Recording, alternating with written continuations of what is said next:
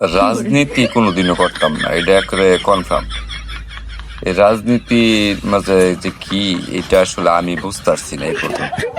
এই ফখরুদ্দিনের আমলের আগে রাজনীতি করছি, তারপর একটা এই প্রথম রাজনীতিতে যোগ দিলাম আর কি। যোগ দেওয়ার পরে একটা ক্লাব গড় নিচ্ছিলাম, যে দল থেকে হোক নিছিলাম।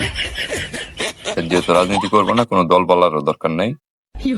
তারপর দেখলাম যে আমরা যে চাঁদা বলতে গেলে ওই চাঁদা না, মানে আমরা নিজেরা যারা ক্লাবের সদস্য ছিলাম তারা সবাই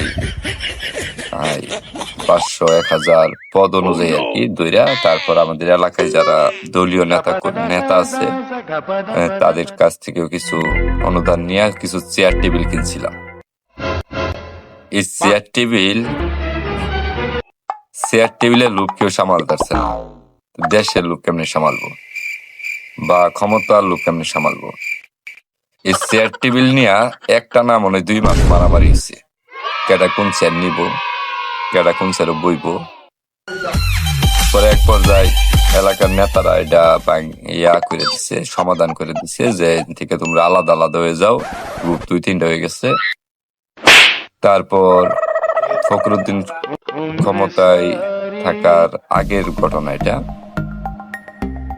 তারপর কয়দিন পরে এটা নিয়ে বিরাট সালিশ দরবার বা মজলিস, যে ভাষায় বোঝেন।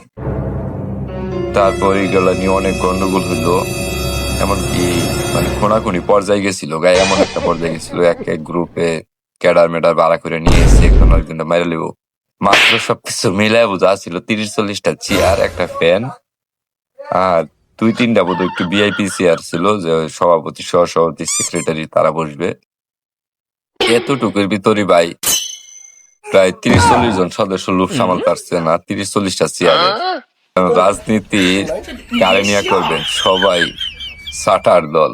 তারপর থেকে এবার তবা করে ছেড়ে দিছি, রাজনীতি মাজনীতি বাদ দিয়া দোকান টোকান করে খাই, আর রাজনীতিতে কোনোদিন যাইতেও চাই না।